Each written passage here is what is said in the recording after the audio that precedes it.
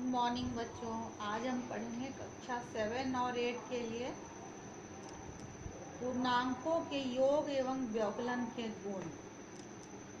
देखो, ये जो टॉपिक है क्लास 7 के लिए भी है और क्लास 8 के भी सिलेबस में है, इसलिए दोनों क्लास के बच्चों के लिए ये इम्पोर्टेंट है। योग का सम्मिलित गुण क्या होता है? दो पूर्णांकों का योग एक पूर्णांक होता है, इसे पूर्णांकों का सम्मिलित गुण कहते हैं।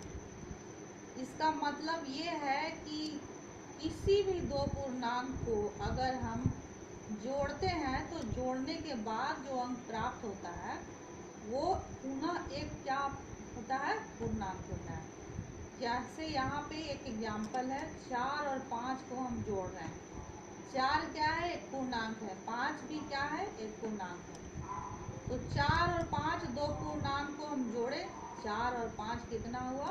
9। तो जोड़ने के बाद हमें क्या मिला? 9 मिला। 9 भी क्या है? एक पूर्णांक है। ठीक है, तो ये जो गुण है वो किसी भी पूर्णांक पे लागू होता है। किसी भी दो पूर्णांक को जोड़ेंगे तो हमें पुनः एक पूर्णांक प्राप्त होगा, और इस गुण को हम बोलते हैं योग का सम्मिलित गुण। किसके लिए? पूर्णांकों के लिए। अर्थात दो पूर्णांक a और b के लिए a प्लस b क्या होगा? एक पूर्णांक होगा। अब पूर्णांकों का व्यवकलन का सम्मिलित गुण ये क्या है कि अगर हम दो पूर्णांक को घटाते हैं, उसका अंतर निकालते हैं, तो उसका अंतर भी क्या होता है? एक पूर्णांक होता है। दो पूर्णांकों का अंतर एक पूर्णांक होता है। अतः पूर्णांक व्यवकलन के अंतर्गत क्या है? सम्मिलित होता है। सम्मिलित गुण का मतलब क्या कि जो दो पूर्णांक हम लिए और उसको घटाने के बाद फिर क्या मिलता है? एक पूर्णांक मिलता है। a और b दो पूर्णांक हैं, तो a माइनस b क्या होगा? एक पूर्णांक होगा। देखो, एक एग्जाम्पल के द्वारा इसे समझ सकते हैं। 8 और 5 दो पूर्णांक है, दोनों को घटाएं, क्या मिला? 3। 3 भी क्या है? एक पूर्णांक है। -6 और -11 को जब हम घटाते हैं तो हमें क्या प्राप्त होता है? 5, जो कि एक पूर्णांक है। उसी तरह से 7 और 9 को जब हम घटाते हैं, 7 एक पूर्णांक है, 9 एक पूर्णांक है। 7 में 9 घटाए, -2 आया। -2 भी क्या है? एक पूर्णांक है। लेकिन यहाँ पे ध्यान रखने वाली बात यह है कि पूर्ण संख्याओं के लिए व्यवकलन सम्मिलित नहीं होता है। कैसे? 6 और 4 एक पूर्ण संख्या है। ठीक है, पूर्ण संख्या है। दो पूर्ण संख्या को हम घटा रहे हैं, यहाँ पे तो एक पूर्ण संख्या हमको प्राप्त हो रहा है। लेकिन जब 4 - 6 करते हैं तो हमें क्या मिलता है? -2। लेकिन सबसे छोटी पूर्ण संख्या क्या होती है? 0। और -2 जो है वो 0 से भी छोटा है। तो ये एक पूर्ण संख्या प्राप्त नहीं हो रहा है, ये पूर्ण संख्या नहीं है। दो पूर्ण संख्या को घटाए, ये एक पूर्ण संख्या प्राप्त नहीं हुआ। इसलिए पूर्ण संख्याओं के लिए व्यवकलन सम्मिलित गुण नहीं होता है।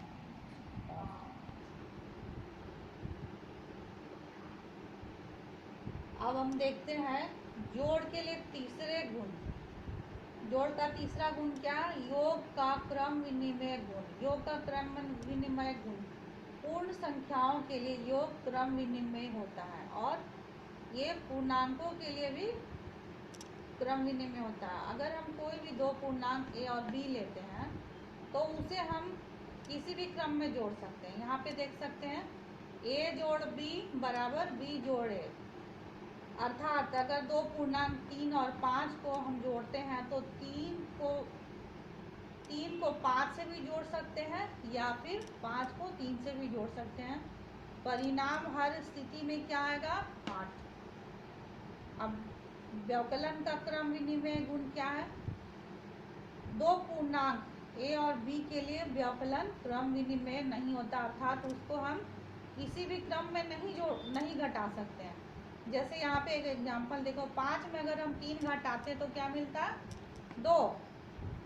और 3 में जब 5 घटाते तो क्या मिलता है? -2। यहाँ पे परिणाम अलग अलग है, इसलिए ये क्रम विनिमय नहीं है, क्योंकि इसका हम क्रम बदल के घटाने पर हमें एक समान परिणाम प्राप्त नहीं होता है, इसलिए पूर्णांक जो है वो व्यवकलन के लिए क्रम विनिमय का गुण नहीं रखता है।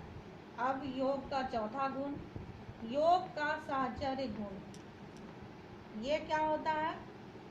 किसी भी तीन संख्या को लेते हैं, जैसे उदाहरण के लिए 5, 3 और 5, 5, 3 और 5, 2 बार 5 लिया गया यहाँ पे, तो इसका हम किसी भी क्रम में इसका ग्रुपिंग करके हम जोड़ सकते हैं। जैसे पहले 3 और 5 को ले लिए, 3 और 5 को जोड़ने के बाद फिर 5 जोड़ेंगे, या फिर ये वाला 5 और ये 3 को हम पहले जोड़ के तब फिर इसमें हम 5 जोड़े। हर स्थिति में क्या आता है?